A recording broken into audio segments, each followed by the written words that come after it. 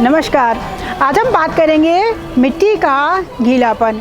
जिस तरह से मिट्टी का गीलापन वृक्ष की जड़ों को मजबूत रखता है, उसी तरह से इंसान का मीठा व्यवहार रिश्तों को पकड़ कर रखता है। ये बात हमें हमेशा याद रखनी चाहिए कि हमारे आसपास जितने भी लोग हैं वो बहुत ही कष्ट और संघर्ष से गुजर रहे हैं। यदि हमारे मीठे व्यवहार और मीठे शब्दों से किसी का जीवन में सुख और आनंद आता है तो हमें ये मौका कभी नहीं छोड़ना चाहिए। कोई भी रिश्ता तब तक ही चलता है जब तक उसमें आपस में सामंजस्य, प्यार और व्यवहार अच्छा हो। थोड़ी बहुत नोक-झोंक होना, लड़ाई होना, ये सब आम बात है। पति पत्नी का रिश्ता भी ऐसा ही रिश्ता है, उनमें थोड़ी बहुत नोक-झोंक होना आम बात है। लेकिन जब ये रिश्ता बहुत लड़ाई झगड़ा विकराल रूप ले लेता है तब थोड़ी सारी चीज़ें खटाई में पड़ जाती हैं और ये बहुत मुश्किल हो जाता है। ऐसे ही एक बार एक पति पत्नी जॉइंट फैमिली में रहते थे। उनके बीच में अक्सर नोक झोंक, लड़ाई झगड़ा होता रहता था। लेकिन एक बार लड़ाई झगड़ा इतना ज़्यादा बढ़ गया कि दोनों एक दूसरे के ऊपर इल्ज़ाम की बौछार करने पड़े और किसी तरह से मानने को तैयार नहीं थे।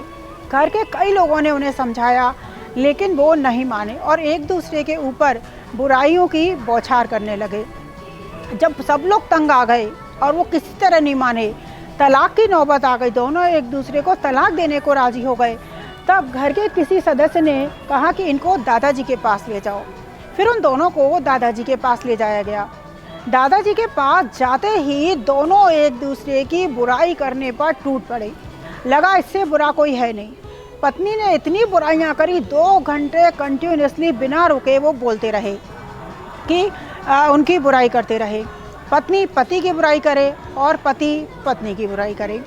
दोनों एक दूसरे की बुराइयां करने में लगे रहे और उनको किसी तरह की से वो नहीं माने।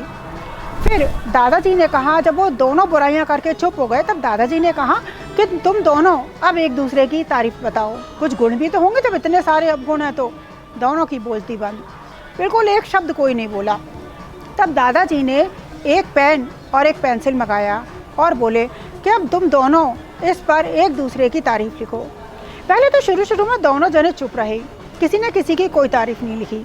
पर धीरे धीरे पति ने कुछ लिखना शुरू करा। पति को देखकर पत्नी ने भी धीरे धीरे कुछ लिखना शुरू करा और जब लिखना शुरू करा तो 2 घंटे सबने पेपर में पेपर भरते गए, दोनों एक दूसरे की तारीफ करते गए। जब दोनों तारीफ कर करके लिख के थक गए तब दोनों ने अपने अपने पर्चे दादाजी को दिए।